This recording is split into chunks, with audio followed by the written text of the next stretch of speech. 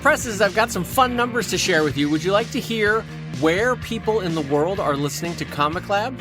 Where in the world are our listeners? This is a great idea. Okay, where are they? Much like where in the world is Carmen Sandiego, where in the world is ComicLab listeners? Turns out there's two of them. One's named Bob. He lives just outside of Nevada. Outside of Nevada. What a weird way to say it. No, okay, here we go. Here are the real numbers. So, clocking in at 69% of our listenership is the United States, unsurprisingly. Yes. And then coming in at a strong 7.8%, Canada. Our friends to the north. Our neighbors who are basically upstairs hearing us dance all night, being like hitting with a broom on the floor going, shut up down there. I saw that comment. Somebody said Canada is like living upstairs from a meth lab. God, right now it sure is. Canada, we apologize. The United Kingdom coming in at 5.4%, and then, Brad, over at 3.5%, the Federal Republic of Germany. Oh, yeah. Fantastic. So nice to see you all listening to the show. It's fantastic. It's great. We've got a few Patreon backers from Germany. Do we really? That's great. Yeah, we do. Yeah, we do. The Commonwealth of Australia. By the way, I did not realize that their official title was Commonwealth. So to all the Australians, I apologize. I didn't realize Commonwealth was the actual term. One of the many things that Pennsylvania and Australia have in common is that we're both a Commonwealth. Wait, is Pennsylvania's a Commonwealth too? Pennsylvania's a Commonwealth. So I don't remember the not that we need to get into the origin of Commonwealth. God, way to bore people. I was about to lead off into a whole thing on Commonwealth, but anyway, all right, here we go. Welcome to This Week in Civics, when we're going to be talking about what a Commonwealth is. You know, we were deciding, we thought, you know, talking about comics, you know, bright lights and fun topics. We're going to put you to sleep this week. Yeah, here we go. We're going to talk about the Massachusetts tradition of the quorum in the public square. All right, here we go, everybody. Let's pull up a chair, get some coffee. We're going to talk about early American democracy. All right, here we go. If you're driving, we recommend you pull over. Pull over for a quick nap. All right, next up at a whopping 1%, Brad. So we're starting to drop down rapidly in our percentages. Oh yeah. Is the Kingdom of Sweden. Now there's another one. I did not know that Sweden was a kingdom. Sure, I think the Swedish king royal family is one of the they're held up like the Moroccan royal family, and like they're super attractive, aren't they? Isn't that the ones? Are they? Well, I probably think so. Sweden. Let's say, you know. All right, so next one up is also the kingdom. This one, I don't know why they haven't abandoned their royalty. The Kingdom of the Netherlands, coming in at 0.87%. Yeah. And so next up, the République de France. Oh, well, and they are at 0.83%. And then New Zealand, arguably the funniest people per capita on the planet, Kiwis, coming in at 0.55%. That's our listenership, Kiwis. That's something I do want to talk about. Why is the word Kiwi used there? I don't understand that. What do you mean? Why do they call a New Zealander a Kiwi? I think the bird, probably. Isn't that... Listen, Dave, it's okay. If you don't know the answer, you just say, I don't know. That's all I know is literally every New Zealander I've ever met is the nicest person. Like, as a group, absolutely. Per capita, they are amazingly funny. Absolutely. And they're very nice. When I worked in London, undocumented, by the way, I worked undocumented in London as a barkeep just to make some money. And I worked with a couple Kiwis, and they were the nicest guys in the world. They were so great. Anyway, that's neither here nor there. Okay, finally on the list, Brad, if you had to guess any country in the world, where would you guess is our final in the top 10 listenership? Well, listen, we haven't heard from Russia yet, and I know they're always trying to get into the Evil Ink site, so I'm going to say Russia. They're just trying to get back into your bank. They're still mad that you changed your credit card number. Haven't heard from them since a couple of Memorial Days ago. No, the number 10 on the old list is the Republic of... A lot of fun names you could put in here. It's not Kazakhstan. No, where is it, Brad? It's Singapore. China. Singapore, really? The Republic of Singapore is our 10th most popular listenership. And what's the percentage there? 0.52, so not tremendous. That's got to be what? One listener has got to be... Yeah, Bob. We got a guy named Bob in Singapore. One guy, Singapore Bob. Now, Listen, if you're listening to us from Singapore, we want some answers here. We want to know, because I'm fascinated. I want to know everything about this Singapore resident who's listening to Comic Lab, don't you? Yeah, it's fun to know, like, how did you find it? Yeah. Where do you live? How's life going in Singapore? I'm sure markedly better than it's going here. Do you do a comic, and what's it about? Yeah, so you can honestly reach out to Brad and I. Yeah. Frankly, any one of those on the lower fifth of the list there. If you're in France, we'd love to hear from you. New Zealand, the Kingdom of Sweden, the Kingdom of the Netherlands. I want to hear what is the comic scene like in your country? That would be fun to hear, wouldn't you think, Brad? Well, yeah, it was so fun when we went to NCS Fest and we listened to those French cartoonists, and when they were talking, their lives are completely different than ours. Oh my God, the publishing environment. Yeah. Well, and in high school, it sounds like they dated and stuff. I mean, this was like, you remember in Star Trek when they found all those people that were just like them, except they had goatees? This was just like that. It was like a parallel universe. I love Brad. Brad in the front row as the French cartoonists were talking, and they're like, talking about dating in high school. Brad's jaw hitting the floor. Like, wait, what? You could be a cartoonist and date in high school? That's not my experience at all. Oh, and they were defensive about it. Oh no, I dated all the time. I 2 or 3 a night. This guy was. He was very proud of his dating record. I was like, I knew I couldn't even pretend. Meanwhile, cut to Dave Kellett. I think, and I'm not ashamed to admit it, I think I was still playing with Legos solidly into my high school career. Yeah. I'd come home like, no one wants to play with me. I'm going to build a spaceship. Yeah, and that's back when the only thing you could do with a Lego was either make a rectangle or make a cube. You had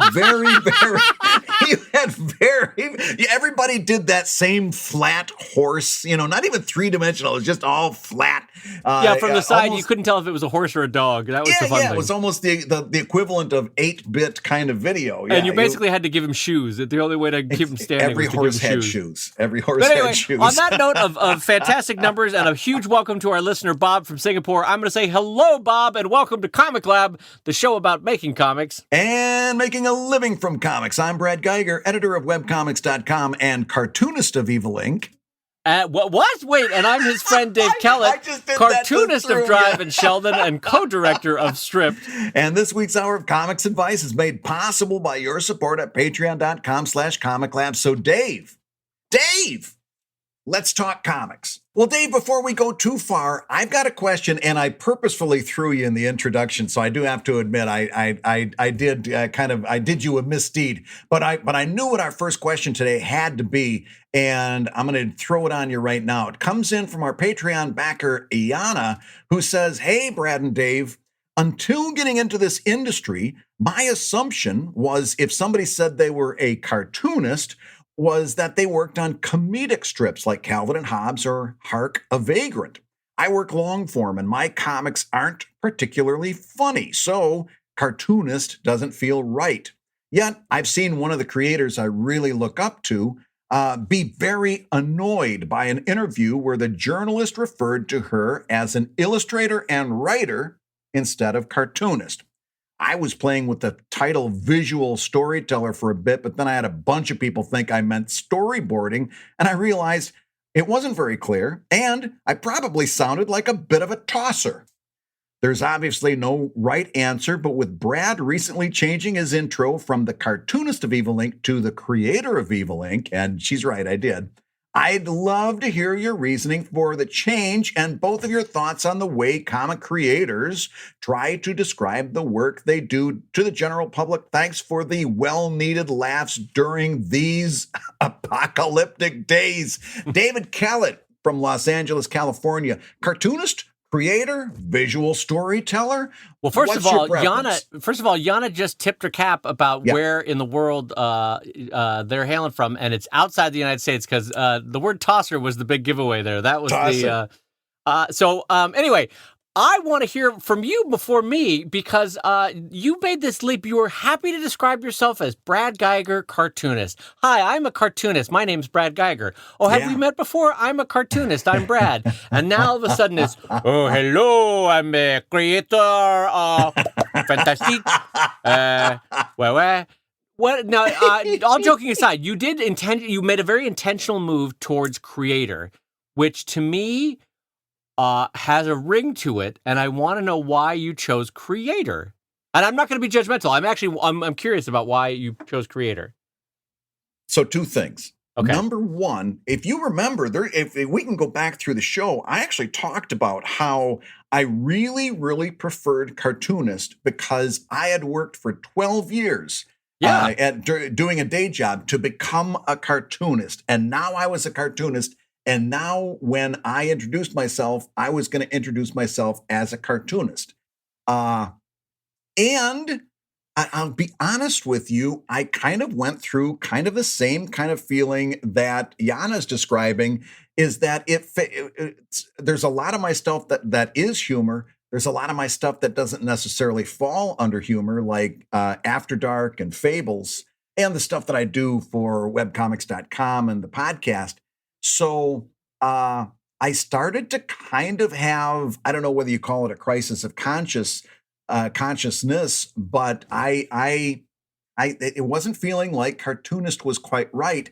And then what you noted as my changing was actually I was recording out of my bedroom during the heyday of the quarantine, and I didn't have my little sheet of paper with our introduction on it. And so so your heart spoke its own truth in that moment. Yes, you didn't have to say, "Oh my God, this is a beautiful moment." And that's why I went back to Cartoonist today, was because I got my sheet of paper again. That's what I had written down. If we take away the paper, your heart speaks its truth, and it's that you're a creator and not a cartoonist. I think that's kind of what happened. That's really what happened. Is here I've been so gung ho about being a cartoonist, but it kind of doesn't feel right. And so it's like I'm more of a creator than a cartoonist. If you asked me, a comics artist might come out of my mouth just as readily as cartoonist, because also cartoon illustration, an awful lot of what I do doesn't fall under that. Okay. Boy, there's a lot to unpack here. This is a fun conversation. First of all, I am legitimately fascinated that you at your age, I don't mean to say at your age, but you at this Thanks age. a lot. No. At this age, that's much better. Look at that. A liver spot just exploded on my wrist. If you could just put the cane down for a second, I just want to talk to you. You're sitting, you don't need it. If you, that was an unnecessary shot. Were you waiting for a bigger laugh? I guess I was.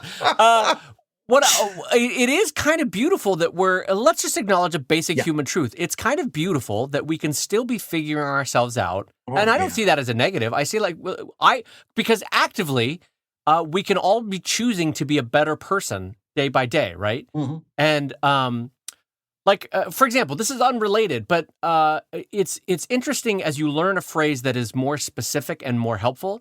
So, for example, the phraseology of being non-racist versus being anti-racist, I found that to be very helpful in my own journey of trying to improve myself. That it's not enough to be non-racist. It's infinitely more important to be anti-racist, right? And it's like, that's the specificity of that language is really helpful in trying to improve your life. So I think it is helpful to you, Brad, on your journey that you are finding a more specific word that is helpful to you in self-describing yourself to yourself, right? Yeah. Because the stories we tell ourselves are important about how we act on a day-to-day basis. And if Brad is telling himself that he is a creator versus a cartoonist, it also, to some extent, Brad, widens the scope of who you can be tomorrow, who you can be today, right? Right. Yeah. That you can create whatever you want to create. It's not just comics. Because between the two of us, we have created podcasts, we've created shows, we've created movies, we've created books. We've created tchotchkes and T-shirts and all sorts of stuff, you know? Yeah.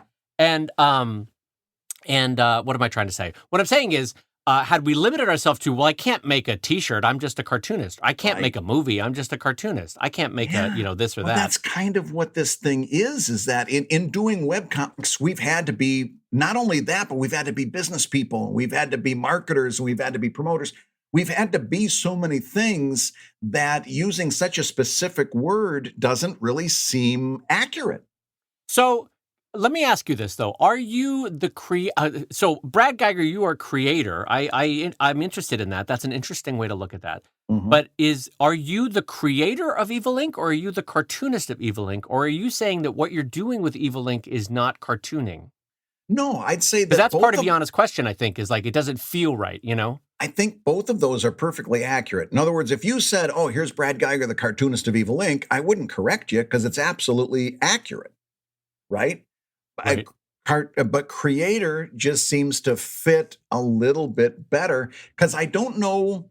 I think, and this gets into what's a cartoon and what's a comic, right? A Yeah. cartoon tends to be a lot more loosely drawn and a lot more, and very much humor driven. Evil Inc. is not loosely drawn anymore.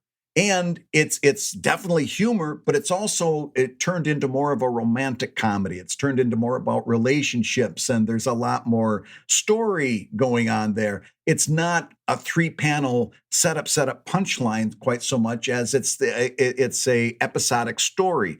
So calling it a cartoon is not inaccurate, but it's much more accurately described as a comic. Yeah. Can I ever so slightly change gears but a Yeah. parallel vein?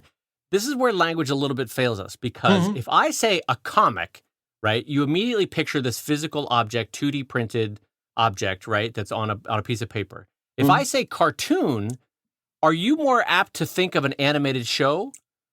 And Honestly, right? that's the And yet, next part. Yeah. if you say cartoonist, it is supposed to be applicable to both cartoonist of an animated show and a cartoonist of a comic. Like you can't say I'm a comicstist.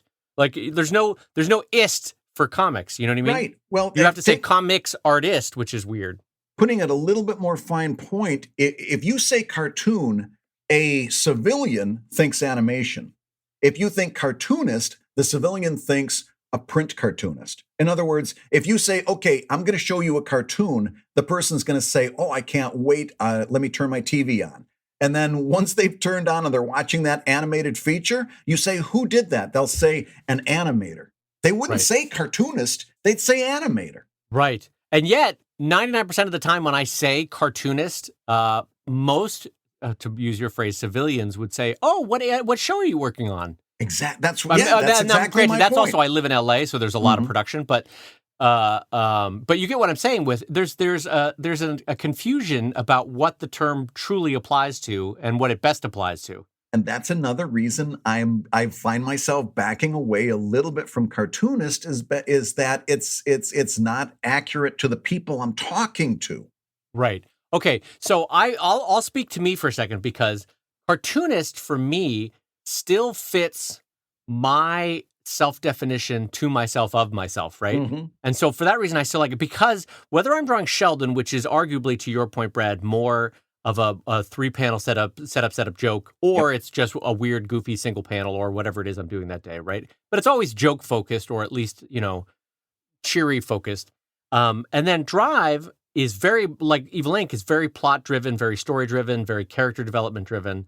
But there's a heavy element that's still very comic-y, still, Mhm. it's got the googly eyes look. It's got kind of a Muppety feel in Yeah. terms of, so it still feels like comics, even though it's a very serious story. So I have always kept the moniker of comics for mine because they both still create that kind of comic-y feeling, Right. no matter how serious or long from there. So, Yana, I don't know that we've advanced much to help you in your self-definition, but I do thank whoever in the 90s came up with graphic novelist because that's a very specific task set, I think. That And that was very you gotta helpful. credit that to Will Eisner, who originally coined graphic novel. Oh, did he? Yeah.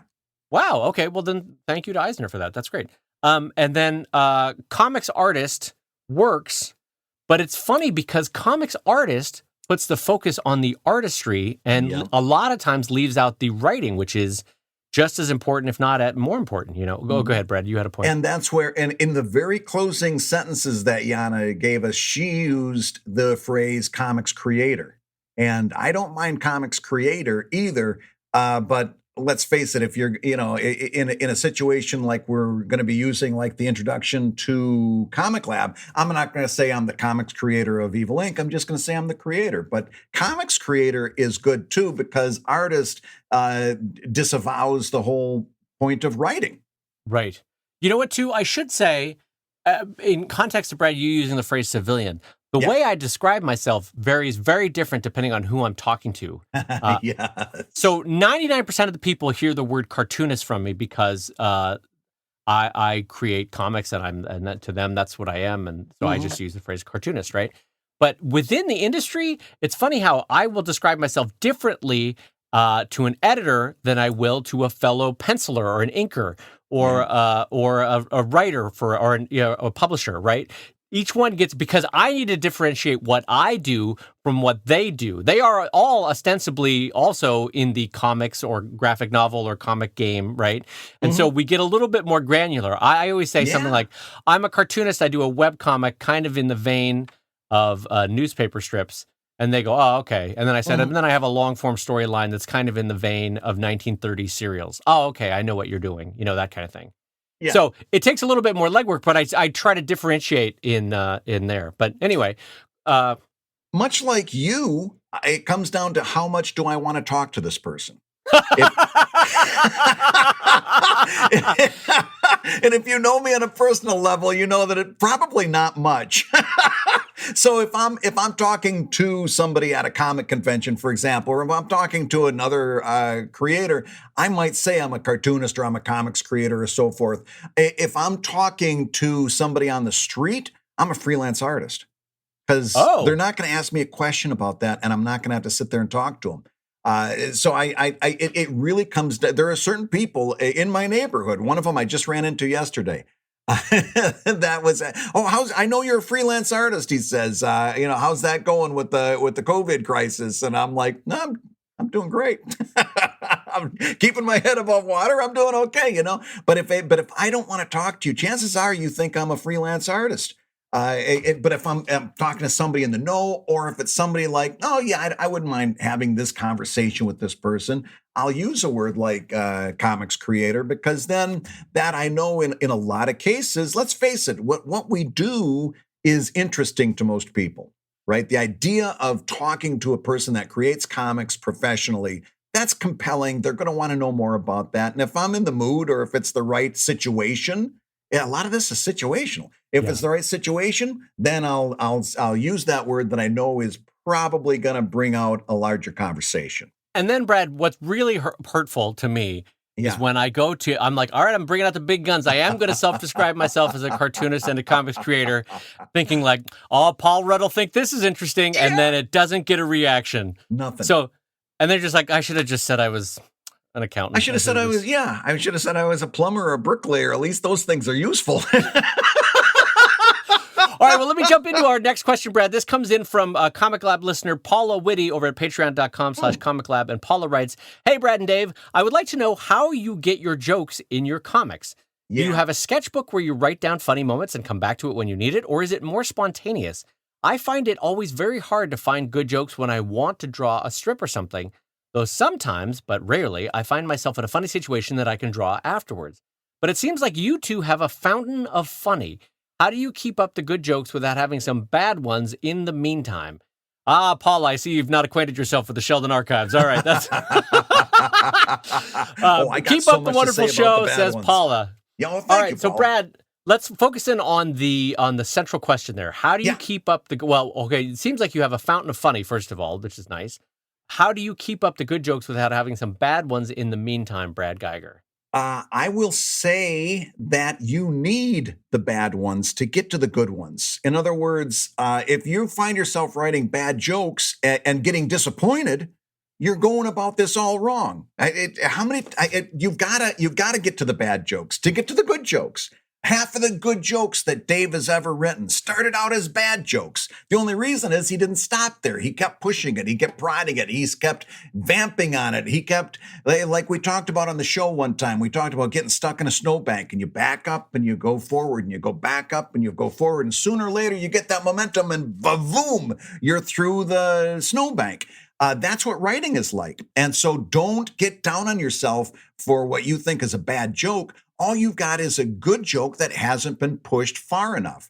And you know what? Go ahead, Dave. I was going to say, Paula, as many people know, we record special podcasts just for patrons called ProTips, right? Mm-hmm. And Paula, I would direct you towards ProTips episode 128. It's a writer's room episode. And so for the wider world that's not familiar with this, what Brad and I do is we literally turn on the microphones and we sit down with a concept from one or both of us and say, like, let's iterate, let's figure out this joke and construct the best possible comic for this joke, right? And episode 128 of Pro Tips, Paula, is a really fun one because Brad and I ended up with like 4 or 5 pretty viable comics. Any one of those could have been the comics. But the one that we ended up with, I think, was the best of the bunch and turned out visually beautiful. So it's worth it because it's fun to see the journey, Paula, that we take, of which there is a lot of back alley, weird, like dead ends. Don't you think, Brad, that we're like, oh, this went nowhere. But then we back up and we go back to the road again and we keep traveling on, you know? That's what I specifically was thinking about when I said bad jokes. Because I remember, is this the one with the Eye of Sauron? Yeah. Okay. Where we started off talking about fantasy writing and that kind of thing. Right. And at one point, so Dave and I are just pitching ideas back and forth. It's wild. It's back and forth. Beep, beep, beep, beep, beep. I threw something out there that was raunchy and inappropriate. But like we talked about at the end of the show, I needed to get that out to get to the good stuff. I knew he'd never use that. But if you start blocking yourself when you're in the midst of being creative, if you start putting blocks up, you're going to find that that's gonna hamper your ability to do good writing. So you've got to be in a place either mentally in your own space up here, or if you've got a partner like Dave and I, not only for Writer's Room, but just in general, you know, we'll call each other up and say, okay, I've got this idea, help me through this. You've got to find either a mental space or a friend that you can be so free with that you know you can say anything and not get judged, or you can write anything in your sketchbook and you're not going to judge yourself. It's not trying to get to that stuff. It's trying to get past that and to make sure that your creative process is so free that you can get to anywhere. Yeah, the only way I can describe this, Paula, is if you've ever seen a river where loggers are trying to send logs down the river to the last time I was up in, where was it, Wyoming, I guess I saw it. It was pretty neat. You just see thousands of logs going down a river, and then they're scooped up down river and brought into a mill processing plant, right? And the way they kind of poke at the logs to keep them moving along, or else you literally get the phrase log jam, right? You get, and one of the things with brainstorming is you sometimes you have to get the bad joke audibly out, or else it sticks in your brain and your creative cycle keeps going back to, well, what if the dog has a hat on? Well, what if the dog has a hat on? And if you don't actually say, what if the dog has a hat on, then your brain keeps going, but that's an option. Why aren't you saying it? That's an option. Say the option, right? And so what Brad means is when you're brainstorming, you want to turn off or take off your editorial hat, like put it down. You are not an editor at that point. Don't be screening. It's kind of like when they say, you know, when you're brainstorming, write down the 100 ideas, of which you know that 99 will be bad, but you need to get 100 of them to get to the one good idea. And so that's what Brad's and a lot of times those bad ideas lead you to good ideas. Yes, that's like vitally important. Yes. The dog having a hat on is total crap, but the dog having the hat on leading you to the cat with the hat, well, that's probably how Dr. Seuss did that kind of stuff. You know, I know you're half joking, but yes, that's super true. To get to the run, you have to start haltingly walking first. You know, right. And so sometimes you literally have to have the bad idea thrown out. And by thrown out, I mean like spoken, so that it triggers in the other person a brainstorming idea that comes back. And so now you're thinking, okay, well, how do I brainstorm with myself? The trick I do is quiet room, no stimuli in terms of noise or other, especially no vocalizations. So no spoken music, right? Nothing. I I drink a couple cups of coffee because I do love me. I put on my laciest lingerie and I find a nice quiet corner of the studio. Thank getting you for really making weird. it creepy. I put on something that makes me feel special, and I sit and write, and I basically monologue to myself, from myself, and back at myself. And then sometimes, and I hope this doesn't make Brad feel creepy, sometimes I will say, what would Brad say in this moment? Yeah. What would any writer that I love say in this moment? Boy, Daddy had a little stroke there. Boy. Who were Hey, you going to throw under should the my bus? left hand feel tingly right now, Brad? That's worrisome. So anyway, Paula, I would strongly recommend ProTips 128 as an episode. And I hope that is helpful to you. And keep in mind that, like Brad always says, you can only put out what you take in. So surround yourself with funny people. Dive into funny content. Like, watch a lot of delightful movies and stand-up comedians, and you'll find that your own propensity for humor wakens up, So anyway, I hope that helps to you, Paula. Well, here's another thought I want to throw out just before we move on to the next topic, Dave. And that is when you're in that brainstorming session and you come to a place where you think you've got something really funny, you finally had that breakthrough. Aha! You have that aha moment where the light bulb floats over your head and you say, this is it. This is my joke. Put that away for 24 hours. Please remember, what do we keep saying on this show? You don't have to post something every day. You don't have to go back that daily deadline that we had when we first started out because we were running ads and we had to. Take that pressure off you, especially if you're starting out. For sure, take that pressure off you. Now that you've got the pressure off, put that joke away for at least 24 hours. Come back to it the next day or even 2 days later. The more time, the better. But at least 24 hours. Come back to it, realize it wasn't as funny as you thought it was. Okay? Because you got caught up in the moment. We all do that. And then this is where today's writing session starts out from. Now you're going to take that and you're going to push it further, and you're going to twist that concept a little bit more. Do the thing that I talk about in the Webcomics Handbook, which everybody who's a Patreon member is going to get on July 4th. It's called the one more panel method. You take that thing that you wrote and you say, what happens next? Because I'm telling you, I've been doing this so long at webcomics.com. What happens is we get so excited, we stop just short of the joke. Yep. And if we just ask ourselves, what happens next? We get to the real funny part. But we get so excited we never get there. So the idea is, for example, let's say you're writing a 3-panel comic. You went boom, boom, boom. This is great. I wrote a funny thing. You came back the next day. It's not so funny. What happens next? Now you got a 4-panel comic. The idea is not to come up with a 4-panel comic, but to take that new concept, edit it back down. Now you've got a completely new 3-panel concept that works. Try that one more panel concept. By all means, try giving it 24 hours before you finalize it, because chances are, and this happens to everybody, chances are that idea you thought was gangbusters in the cold light of day the next morning just isn't that great. And that's okay. That's called writing. I got to say, Brad, I feel called out because I have a cartoon that has been sitting on my desk for the better part of 2 weeks, because when I wrote it, I was like, this chef's kiss is gold. I'm going to draw this up tomorrow. This is going to be great. I came back to my drawing desk the next day, and it's a Snow White joke. And I was like, oh, this doesn't work. Oh, this doesn't work. And so I don't know what the disconnect was in the mood for the day before versus the day after. But I was like, my editorial eye on the second day, I was like, no, this is not ready at all. And I keep trying to rework it. And no day have I rematched my excitement or energy for that comic that I had on the first day. So I think sometimes what I'm getting at is sometimes, Paula, it takes a while to get to the joke, and that's okay. Yes. 4,000 comics in, I'm okay with letting this sit on my desk while I work on other stuff, because I'm going to come back to it and I'm going to find out what that funny was again. I think this is a job for Writer's Room.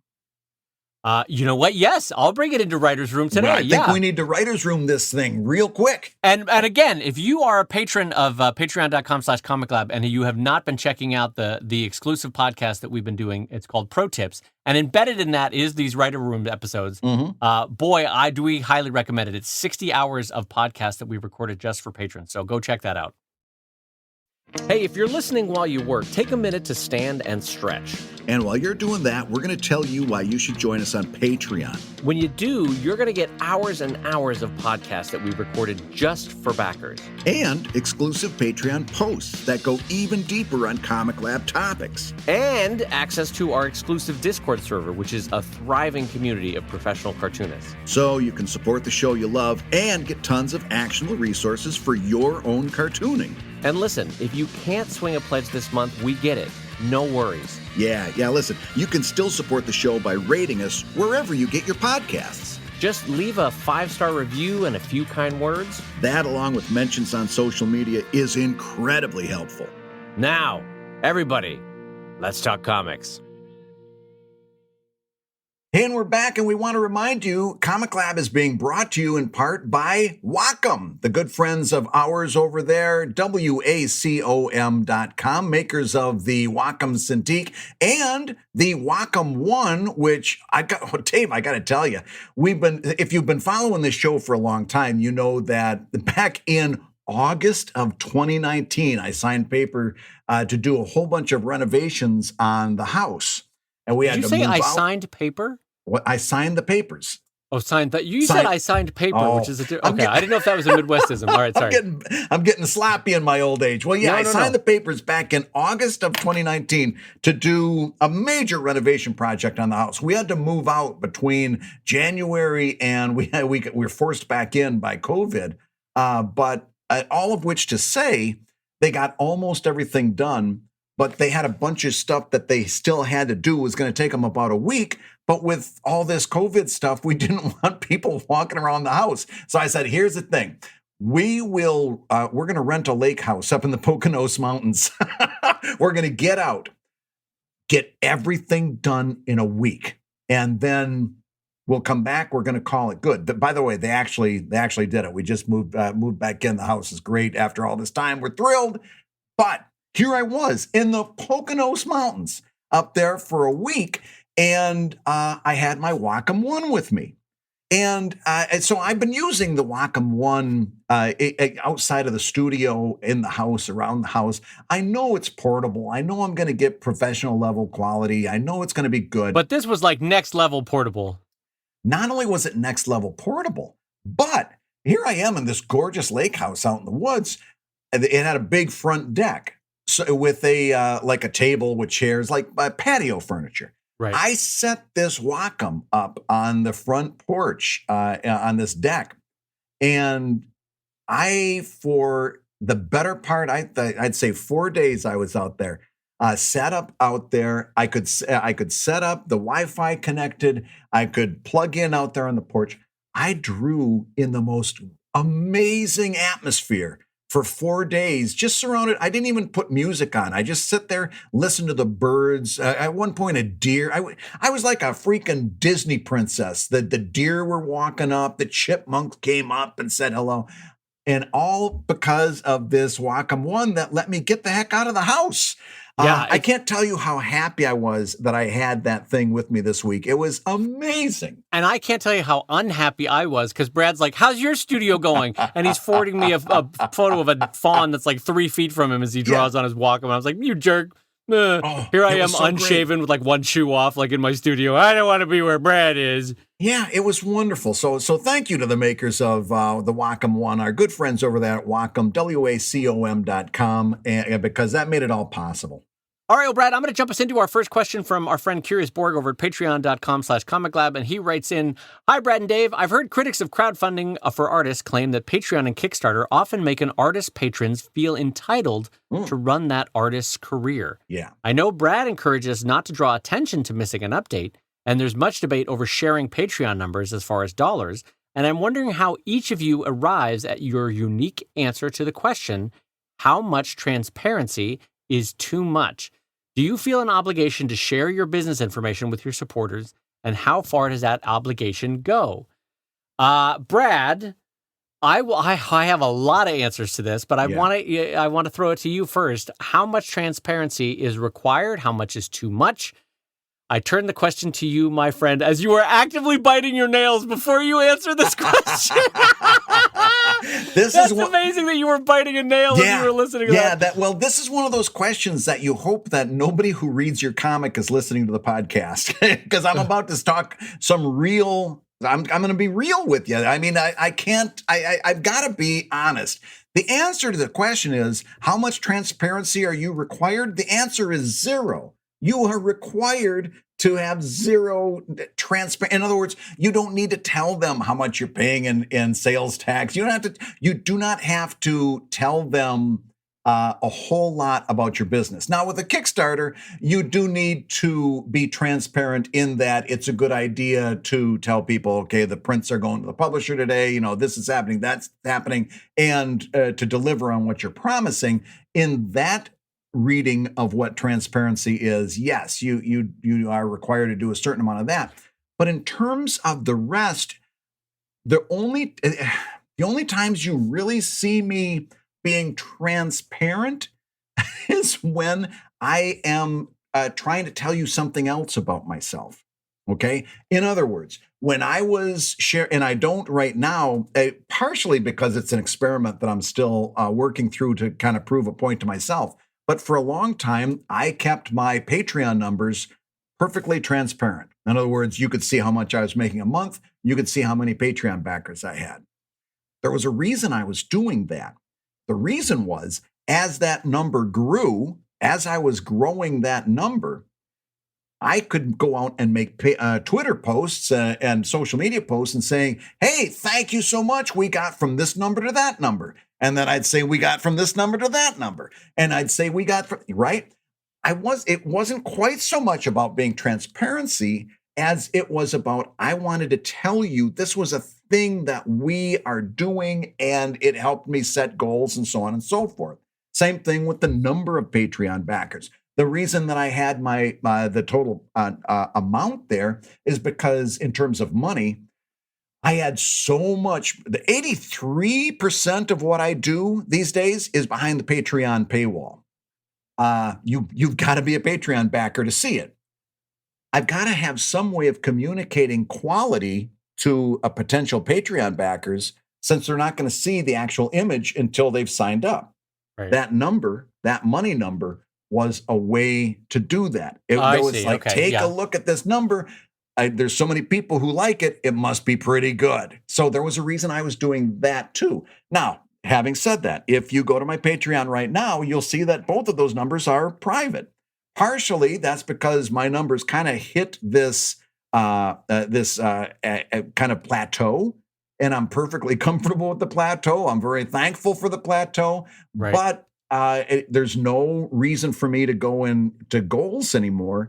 And I also am doing just kind of some A/B testing to see how that affects my messaging and so on and so forth. So a part of it is what some testing I'm doing for myself. But in general, especially realizing that there's something else that we've said on this show a few times. As two white guys, we deal with a completely different internet than a lot of our listeners do for any number of reasons. So that's why I say, it's easy for me to come up here and say, I'm going to be super transparent. I'm going to do this and I'm going to do that. I'm going to tell you about my kids. I'm going to tell you about where I live here in Philadelphia. I'm going to tell you all this stuff. You may be sitting there listening to that and saying, I wouldn't be comfortable with any part of that transparency. And for you and for anybody else that doesn't feel comfortable for whatever reason, that's the right answer. You don't owe any transparency in terms of your personal life or any of that other stuff. All you really owe is to do a really good comic and to cultivate that community, I think. Am I missing something, Dave? No, I think you've walked down a path that I would be similar on. So I want to bring into the conversation a hashtag that went around recently, because a lot of people, and this is good that it's happening, a lot of people, when the world is kind of falling apart, they go, there is no better time to re-examine all the systems we have in place and try to fix what we can in this time of change, right? Yeah. And some of that happened in the Great Plagues, where you got rid of serfdom in the early plagues in the 14th and 15th century. So good things can come out of terrible situations. So a lot of people are saying, well, in publishing, there's inherent problems in what people get paid, how much people get paid, and it's only to the company's benefit to keep private the numbers that we get paid from publishing companies, because they Yes. can use the numbers against us, but we can't use them against them, right? And so people basically started saying, well, here's hashtag publishing paid me, I think was a hashtag. Now I'm going to feel bad if that's not what it was, but That's correct. they would say, here's what publishing paid me. And me as an outsider looking in who doesn't normally work with publishers, I was always shocked to see how low the number was. Like once was I like pleasantly surprised. Every number I was like, what? How do you make a living on that? Yeah. I mean, and the answer, I guess, is you don't. You take a second job. But it was mainly for people saying, look, there is an inherent structural problem in what women get paid, in what people of color get paid, in what LGBTQ people get paid, you know? Right. And so if we all are fair about it and are transparent about it, then it will change the system or help change the system. The problem I found, and again, just a reminder, Brad and I don't publish with anybody. We're self-publishing. So we don't necessarily have that kind of insight into how those contracts are cut for the upper echelons. But someone raised a great point. It's all the lower successful people happily sharing their numbers, right?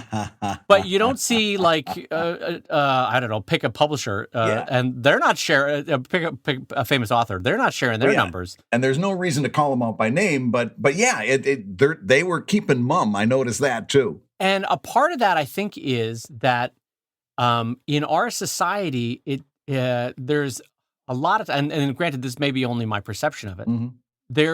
There's very little upside to sharing success.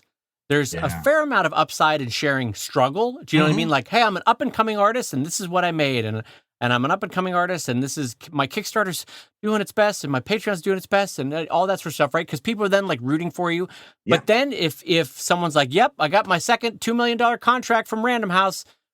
Everything's great over here." Like, who ends up feeling happy for that, Brad? Right. And then counterbalance that by who ends up feeling either jealous or angry, or like that person doesn't deserve it, or frankly, if someone's a sociopath, that kind of thing. You paint a big target on your face when you tell people that degree of success. There's nothing good that comes of it. I get why that publishing paid me hashtag didn't really work, because the successful people, there's no upside to them. They probably want to share it in the sense of wanting to change the system that held them down when they first got started. You know what I mean? Let's all remember that no one comes out of the gate with a $2 million contract. But and by the way, I keep saying the number 2 million. Nobody in publishing is getting that number. Who am I kidding? No. There's like three authors. They're getting that. There ain't much. But no, and not only that, but Dave makes a really good point in that if you ask that person privately, I'm sure they would tell you, or they would give you the information that you need. Right, they'd give you enough so you could figure it out, you know? Yeah, like we've had friends that use phrases like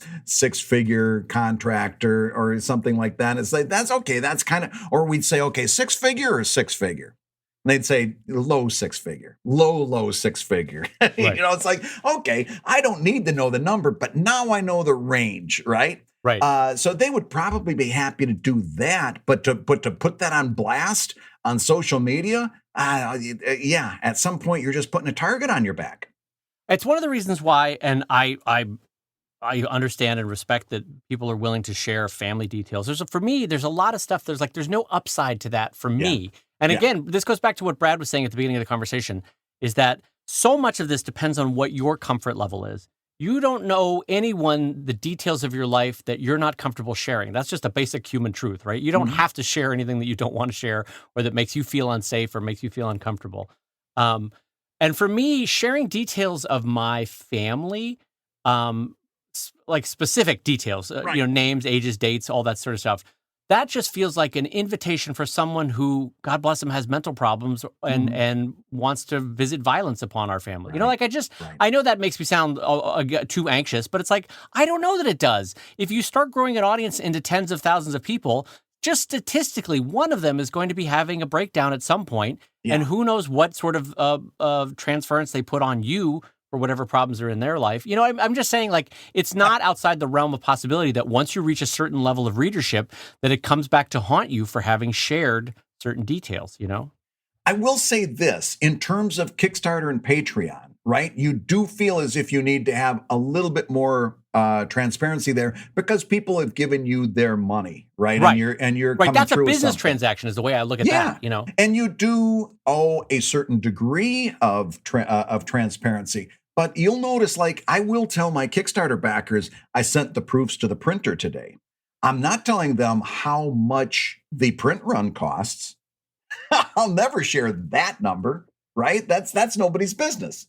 I'm not going to tell them how much I've estimated for mailing. That again, that's nobody's business. I will tell them, that this, we've gone according to this plan, we've gone according to that plan. If there's a problem, I'll tell them about the problem. But in terms of getting granular in that level of stuff, absolutely not. You don't owe that level of transparency, and most people don't want to know.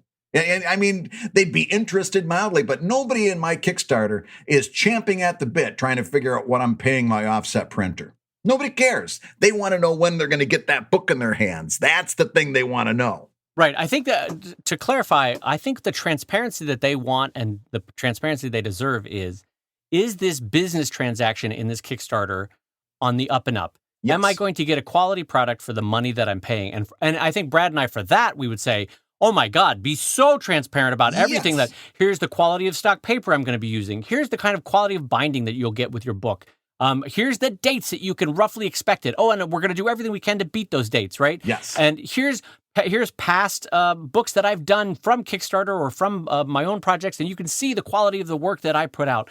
And for all of that, it's $20. And I hope you think that that's a fair transaction, right? We're not saying in that transparency, and for all that, I'm buying a new car. Right. So I hope you buy back this book. Like, I guess another way to look at it is, who does that benefit, and how does that make anybody happier? Right. To know what's being done with the money, how much money there was. I've also known, Brad, and this is maybe a truth that's worth speaking, is that the average person in any industry, and I include myself talking to contractors, for example, the average person doesn't quite grasp how expensive things are to make or to do or to operate or to run a business or to do this or that. So they just assume that if Brad made $100,000 on a Kickstarter, that Brad is pocketing $100,000. When in fact, Brad's probably pocketing less than $40,000 when it's all said and done, from the taxes, from the book run, from the print, from the mailing. Yeah. The mailing alone, I remember on my last Drive Kickstarter, Brad, I think the bill was like $18,000 to mail all those books. Yeah. And if I said that out loud, I mean, I could have said that out loud to people, but they would be like, whoa, geez, Louise, that came out of your Kickstarter? It's like, yes, that came out of my Kickstarter. What are you sending them by personal messenger? Yeah. So, you think of the average telegram that is delivering these books? Mailing at $5 to $7 in the U.S. and then $30 to $40 around the world. It added up real quick. Yeah. Anyway, what I'm getting at is I tend to err on the side of less transparency. And I know that that's not necessarily helpful in this moment of publishing paid me, even though I'm not with the publisher. Yeah. But all I can do, the way I try to make up for that transparency in what I make, is transparency in how I do what I do and the failings that I've had, and in terms of learning a lesson from them. Like this podcast, I think is in part Brad and I trying to pay forward things that we've learned from fellow cartoonists and better cartoonists that have come before us, and saying there is a way to make a living at this, and this is the best way we think you can do it, or at least part and parcel of how you can do it. But it doesn't benefit you to know if Brad made $30,000, $100,000, $300,000 last year. To know that Brad's making a living, he's helping to raise a family, and he's a good person. I didn't have an ending for that. boy, that last one was really hard for you to get out too, wasn't it? That really sounded so not true. Like, and he's a good person, I guess. I don't know. Something. Well, listen, Dave, we've got time for another Patreon question. You want to try and tackle one? Let's go through it, my friend. All right, so this one comes in from our Patreon backer Christopher Murren, who says, what lessons have you taken from businesses outside of comics, whether in media or other industries altogether? For example, Dave, we've talked about how you worked in the toy manufacturing business, right? Yep. I've had a background in, and I just say that because I cannot remember. It was Mattel. Mattel right? Toys, yes. So you worked for Mattel. I've worked in newspapers for 20 years. We both have significant others that work outside of comics, and we get some of those lessons. We have friends and neighbors, and we have contacts throughout different industries. Out of all of those different industries, what have you learned from outside of comics that you've been able to bring into comics? So there's a lot of stuff. One is basic professionalism in communication, right? Mm-hmm. And I think that is worth sharing up front, which is just how do you email people in a professional level? How do you talk to them on the phone in a professional level? What's worth and not worth broaching as topics on a professional level, right? Mm-hmm. All that sort of stuff. The basics of being a decent human being. But then also the things that Mattel specifically taught me was I mainly worked as a writer for the first 5 or so years, and then as a toy designer for the last 3 or 4 years at Mattel. And so much of it was about how to make the best possible thing within the realm of possibility. So yes, we could make this a solid gold toy that is articulated with 50,000 points of interest, but what's the best way we can do it Right. within the realm of the possible, right? So that was one thing. And then the next thing was there was 1,000 things that I learned about branding and marketing and pricing strategies in terms of, like, for example, in the line of goods, having a low price impulse buy, a standard price, which will be the bulk of your purchases, and then a super high end price point. And this is a lot of what we talk about with Kickstarters. Mm-hmm. You know, you have your low end digital ebook that's an impulse buy. You have your standard book or signed book that's your main driver of that Kickstarter, and then you have the book with the original art or the entire Evil Link book collection, Yeah. and that's $200, and that's your big price driver. And you don't do a lot of those, but 4 or 5 of those make up for like 50 of the other marketing levels. Mm-hmm. And so Mattel taught me a lot about having to have pricing strategies at different pricing points. But also about consistent marketing, consistent branding, consistent tone of branding, and even basic things like packaging. You never want to get more than 3 fonts on a single face because it's just the eye just sees that as like crazy. A crazy person wrote this, you know. And ideally, you want to get it down to 2 fonts if you can. But those are just some basic examples. I'd be curious now to hear, Brad, what the newspaper world taught you from a business standpoint. You'd be surprised, Dave. I really do try to use an awful lot of the decision making that I learned from watching newspaper editors. When I learned how they made their decisions, I tried to internalize that. And what I do is when I'm making kind of like a business decision, and I think, how would newspaper editors handle this decision? I then take that and I try to get as fucking far away from that as I possibly can get. Because so many of those decisions were fear-based and terror-based and such, oh my God, what if we do this? We're going to get letters. There was a lot. But remember, in 1998, when I was standing there at one of these newspapers talking about this internet thing that was happening in real time in front of our faces, I kept looking at, take a look at eBay.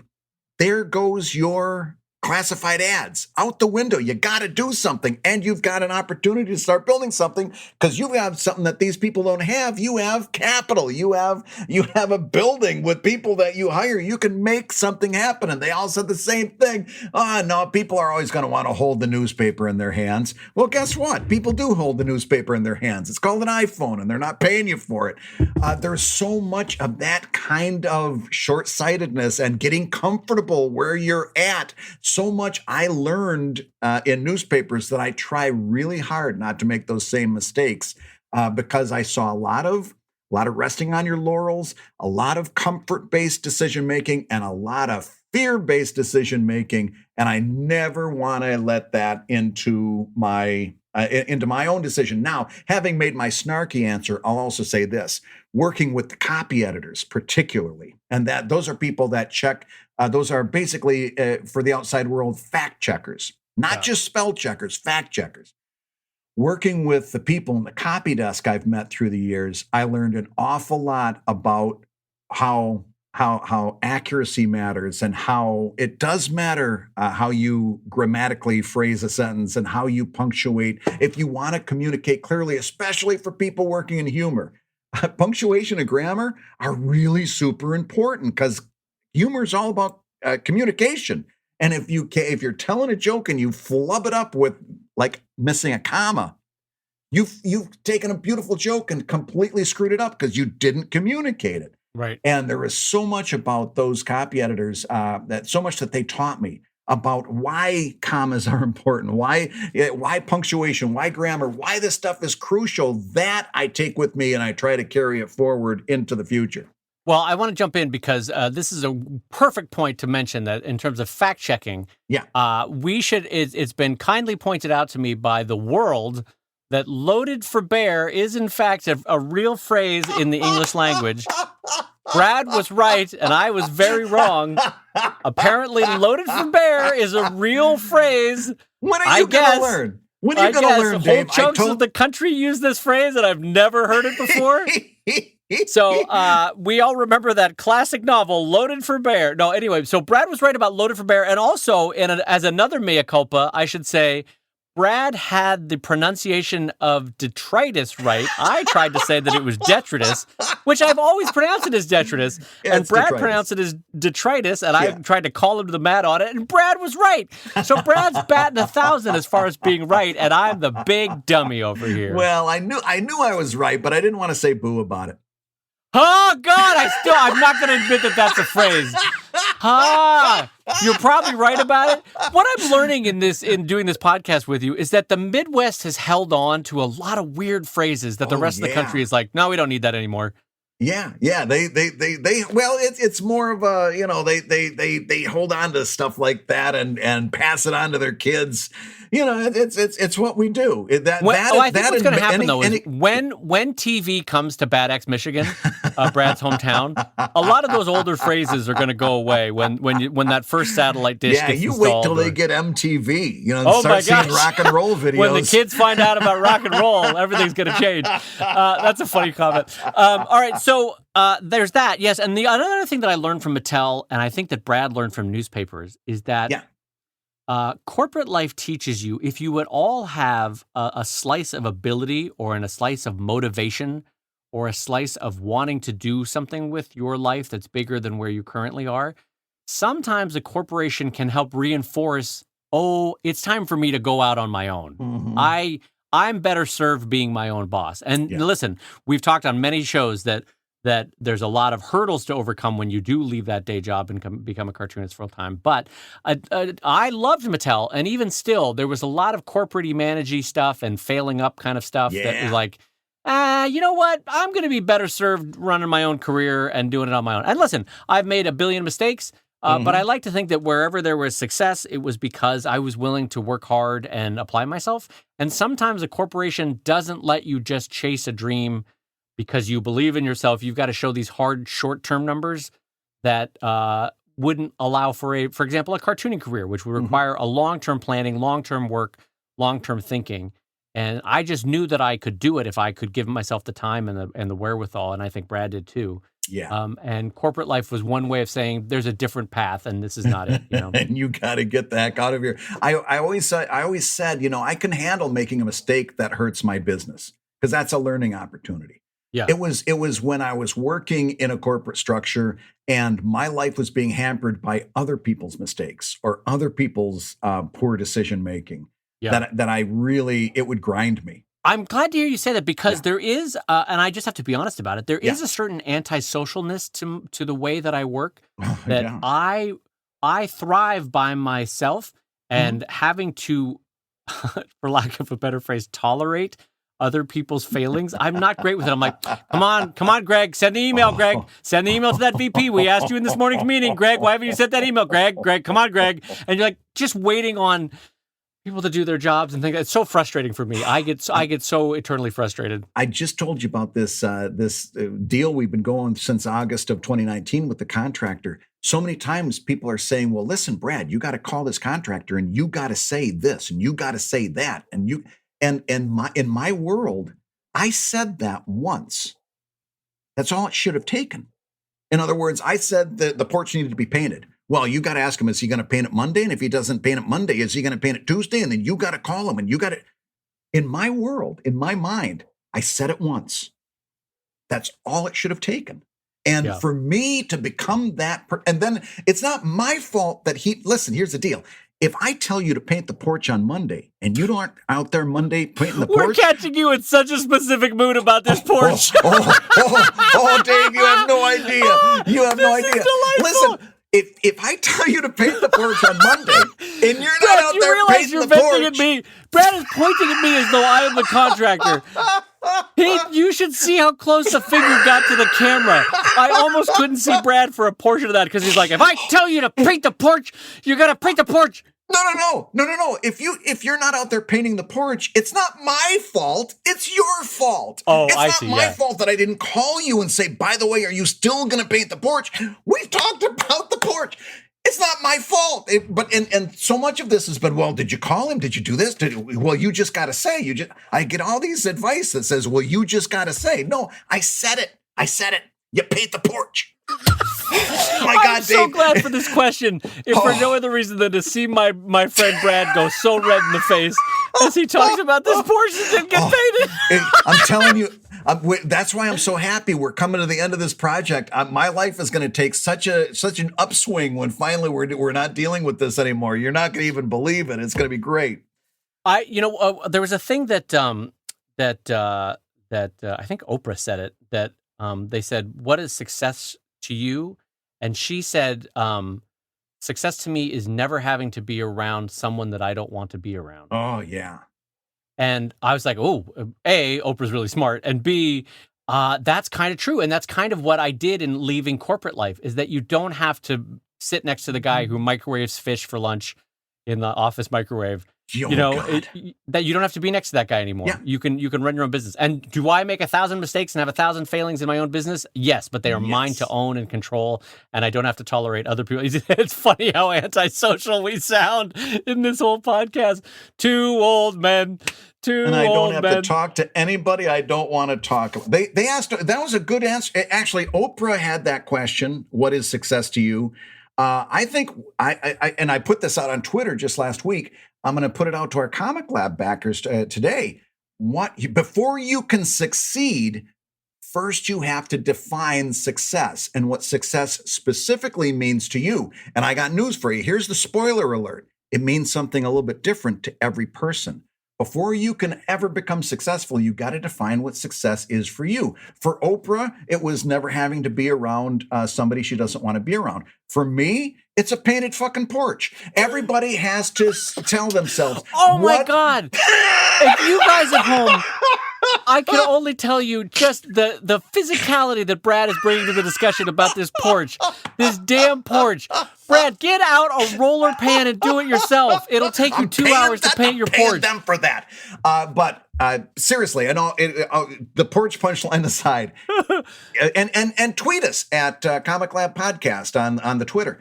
Tell us, what does success mean to you? I guarantee, because I want you to participate in this, because what's going to happen is not only is it going to force you to codify that for yourself, but when you read all those tweets to us, you're going to see it means 100 different things to 100 different people. Yeah. That's true. I think that's, I would love to see those tweets. And so please do send them to ComicLab Podcast. Absolutely. And let us know what your definition of success is. And speaking of success, we've successfully gotten to the end of another show. Do you know why? Because I'm just about to say that you've been listening to Comic Lab, the show about making comics and making a living from comics. Your hosts have been Tim, Brad's contractor who refuses to paint that front porch. Tim, if you're listening, hey, Brad's asked you once, and that should only be enough to get you to paint that porch, Tim. Tim, I don't know what life choices you've made that have led you to this point. I know this. If that porch ain't painted, it ain't my fault because I didn't make enough phone calls. Oh, my God. When the voice goes to this, I know that Brad is frustrated. It's great. Your hosts have been my friend Brad Geiger, the the editor of webcomics. I was trying to be friendly. The editor of webcomics.com and the creator of Evil Inc. at evil-comic.com. And my close personal friend, Dave Kellett, co-director of Stripped and cartoonist of Sheldon at sheldoncomics.com and Drive at drivecomic.com. And we thank once again our sponsor for the week, Wacom at wacom.com, the makers of the new Wacom One. And the Comic Lab theme song is used with permission from Andy Creighton at theworldrecord.net. And this episode and all episodes was edited by Matt Woodard of Woodsong Productions over at www.woodsong.media. If you love ComicLab, you can rate and review the show on Apple Podcasts, and you may hear your review featured on a future episode. And ComicLab is made possible by your support on patreon.com/ComicLab during this special offer time. Don't miss it, patreon.com/ComicLab. So we'll go ahead and say that in the voice of Tim, Brad's carpenter contractor. Oh, yeah, I'm going to definitely paint that porch. Yep, no problem. Oh, yeah, Mr. Geiger, I'm gonna paint that porch. Yep. Patreon.com/ComicLab.